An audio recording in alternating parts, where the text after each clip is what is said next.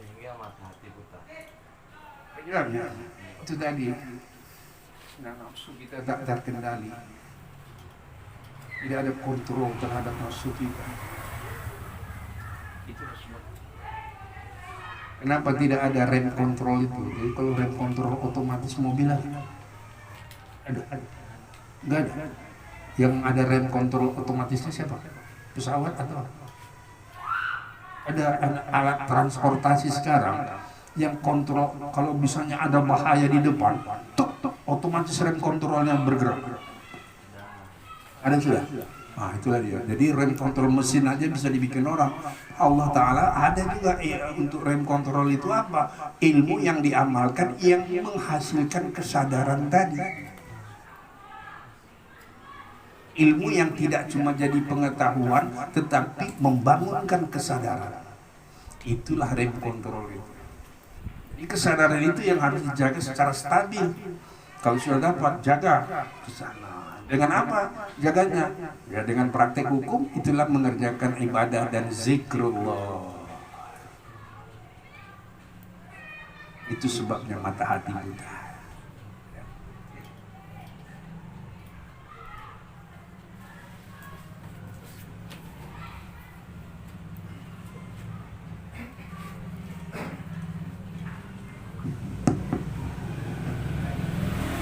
Yuk, ada lagi. Ya, awal sendiri tak siapa nama? Haris Wanda Lubis. Wah, aku Lubis ini jumpa kacau dunia. Siapa? Haris Wanda Lubis. Hari Wanda Lubis. Suwandali. Jauh dari sini rumah. Di LV Pasar 8. Oh, iyalah. Oke, kalau ada tanya ini, kalau Lubis sama Lubis ini laras kacau dunia. Menanya Pak Ustaz tentang pernikahan. Kalau udah menikah lanjut. Agak-agak ya Ustaz ya? Iya boleh. Apa-apa. Apa-apa. Iya, itu juga mantap. Iya.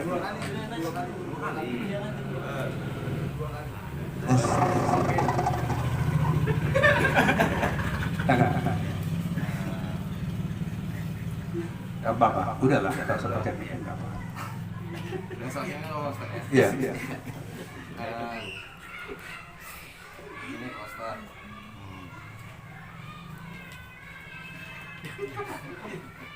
Gimana menandai seorang wanita bakal menjadi jodoh kita? Apakah ada tanda-tandanya Ustaz?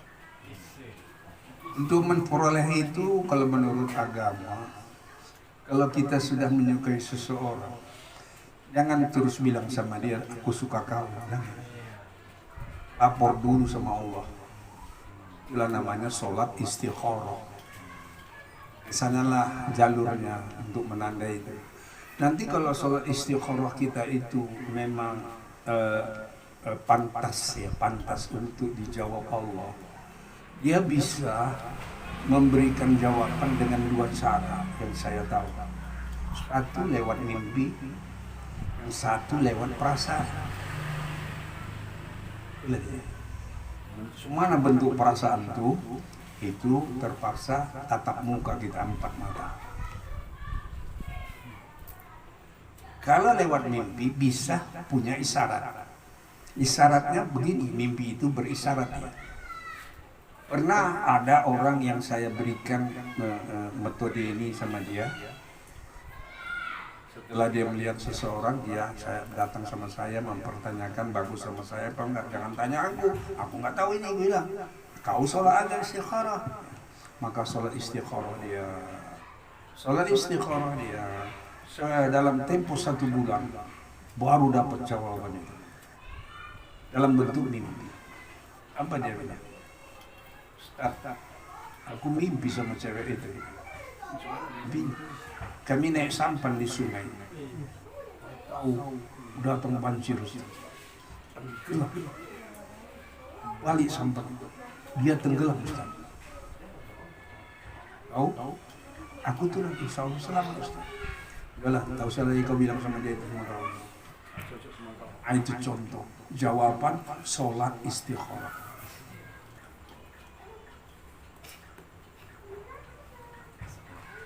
Kalau menurut hukum fikih, hadis mengatakan, kata Rasulullah, kamu nikahi wanita itu karena 4 persoalan. Iya kan? Udah tahu ini kan? Cantiknya, ayahnya, keturunannya, agamanya. Ini dalam hadis urutannya itu ya. Dalam hadis urutannya begitu. Karena itulah kalau kadang-kadang laki-laki kalau minta jodoh sama aku tanya, apa ukurannya, standarnya? Cantik Ustaz, cantik. Kata guruku dulu, gimana mengukur cantiknya? Kata guru saya, ukurlah cantik perempuan itu tinggi sedikit dari ganteng kau. Bukan dibilang, kata guru bukan, ukurlah cantik perempuan itu menurut kejelekan kau. Bukan itu. Ukur cantik perempuan itu di atas sedikit ganteng kau. Nah, kita lah menentukan kita gantengnya berapa nilai kira-kira. Tidak, ini supaya jangan baper, kata anak muda ini hari. Baper kali coba.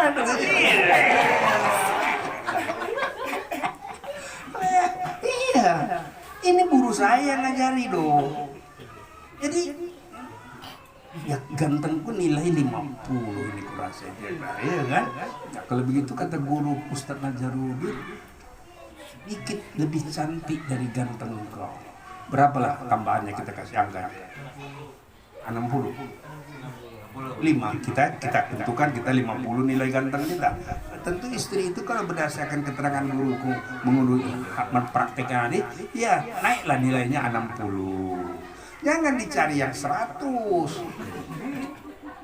Nanti datang awak sama dia, aduh bang, aku bukan nggak terima kasih bang, senang abang sama aku. Tapi bang, inilah orang ke-100 yang kutolak.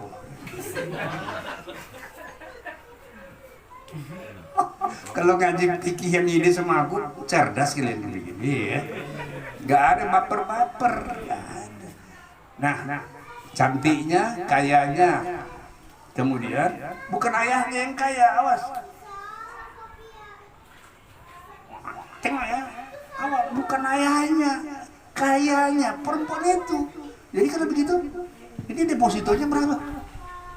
Sumbernya dari mana? Kalau begitu, masa Rasulullah ada nggak wanita karir? Ada, Ibunda Khadijah,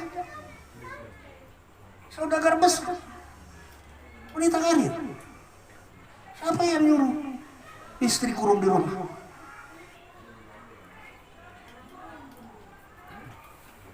Kayanya katanya, berarti kaya dia yang kaya,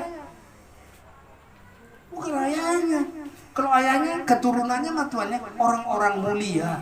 Mulia apanya? Mulia agamanya. Gitu. Bukan Pak Camat. Oh, mentang-mentang ayahnya Pak Camat, bu, nggak bisa. Bukan itu yang dimaksud Nabi. Baru yang terakhir dalam hadis itu agamanya.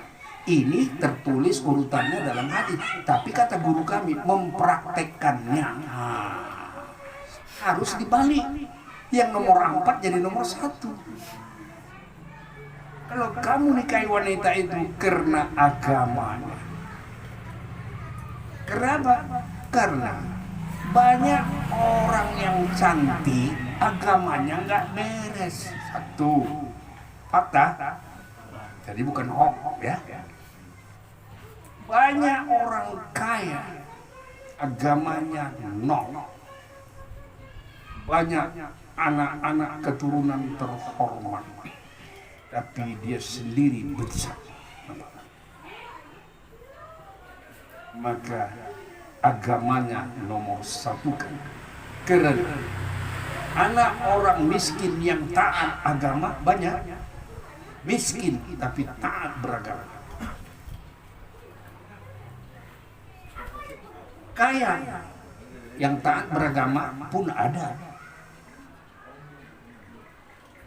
Jelek taat beragama juga banyak. Jadi pilihlah. Itu tadi yang dipilihkan Nabi itu yang ini, pilihlah agamanya, selamatlah kau, kan kira-kira dia. Tengok selebritis itu, sama-sama cantik, ganteng, kaya raya, populer. Sebulan sepiring nasi berdua, 2 bulannya lempar-lemparan piring.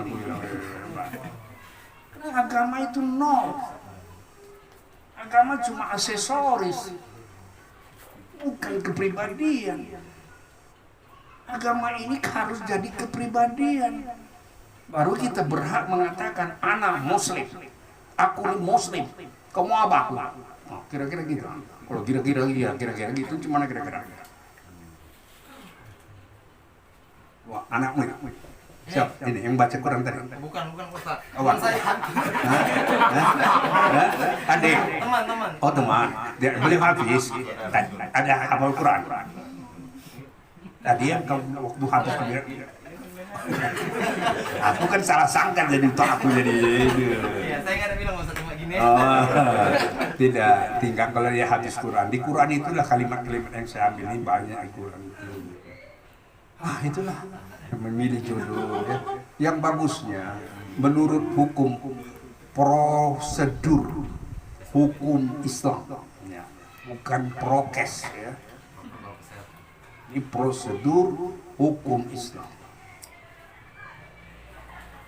Untuk mendapatkan apa yang dikatakan Rasul itu sebenarnya seperti budaya nenek-nenek kita zaman dulu.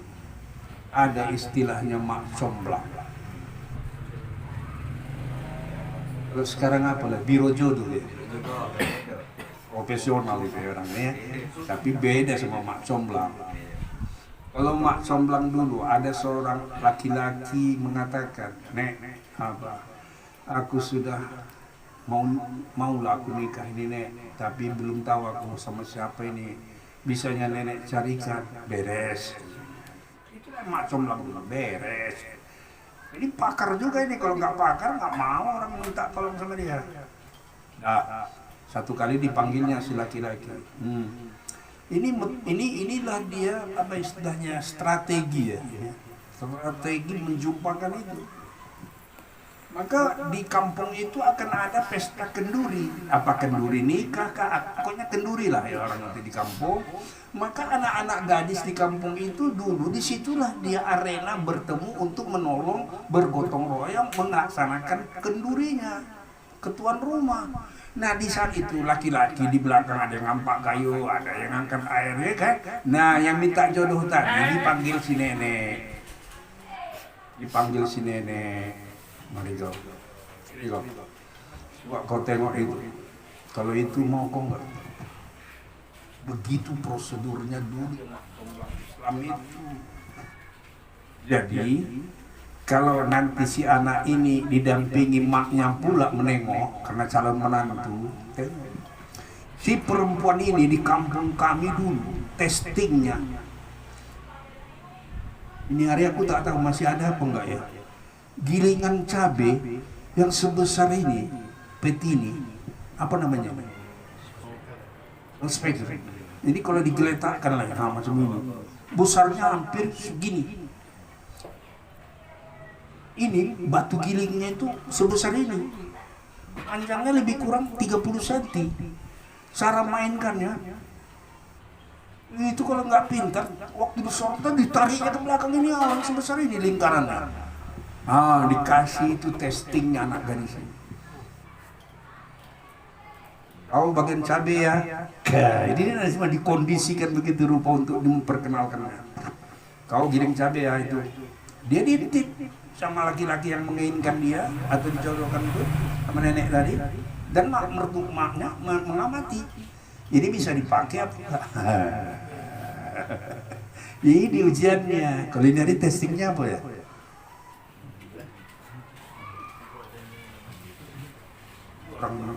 Jadi kalau kita jadi untuk mengamalkan kata-kata Nabi tadi, kamu nikahi wanita itu ini cantiknya. Nah, di sini dalam praktek awal memang digunakan kata guruku.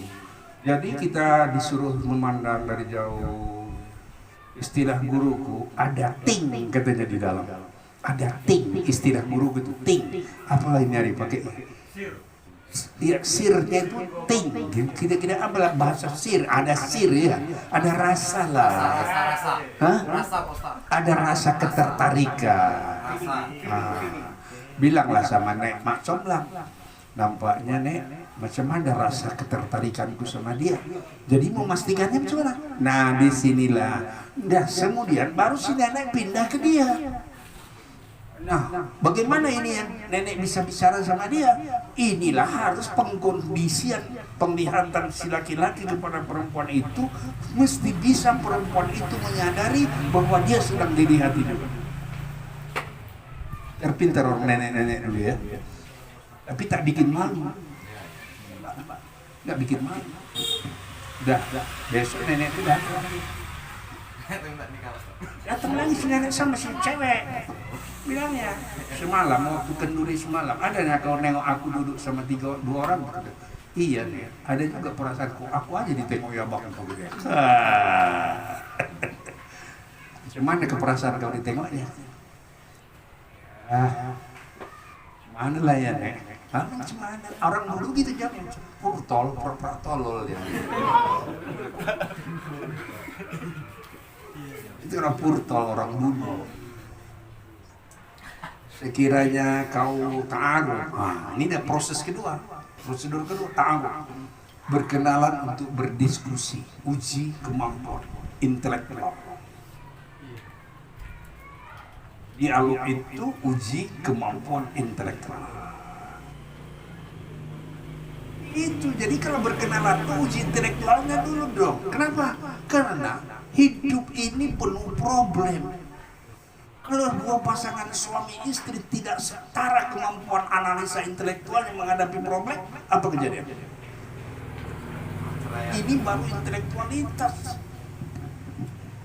Diskusi gak nyambung. Gimana? Ya kesembung golok kata sorry. Gak nyambung goblok. Apa perasaan istri? Coba. Tadi sahabat. Dengan kalimat ini jaka sambung golok kagak nyambung golok. Karena proses ini tidak dilakukan. Sedangkan dilakukan juga pun kita bisa saling tipu menipu. Kita mempertunjukkan kecerdasan kita, dia pun itu bisa kejadian. Nah, jadi inilah yang dulu sementara jawaban saya teknik bagaimana Islam dan budaya nenek moyang dulu menggunakan agama menjodohkan anak-anaknya. Tapi ini hari sudah tidak bisa lagi. Nah, bagaimana bisa bertahan kembali kepada budaya Islam ini? Wah, itu persoalan kalian orang milenial. Aku udah jadul. Aku boleh buat. Kalian lah tugas kalian. Inilah keberuntungan kalian bertemu sama jadul. Kalau nggak ada orang jadul, mana tahu kalian kisah masa lalu. Kalau nggak tahu kisah masa lalu, bagaimana bisa tahu keadaan hari ini? Keadaan hari ini, keadaan raja pembohong sudah memimpin dunia. Surat Al-Baqarah 204. Raja pembohong sekarang jadi pemimpin dunia dalam soal negara, dalam soal kemasyarakatan, dalam soal agama, dalam soal pengetahuan.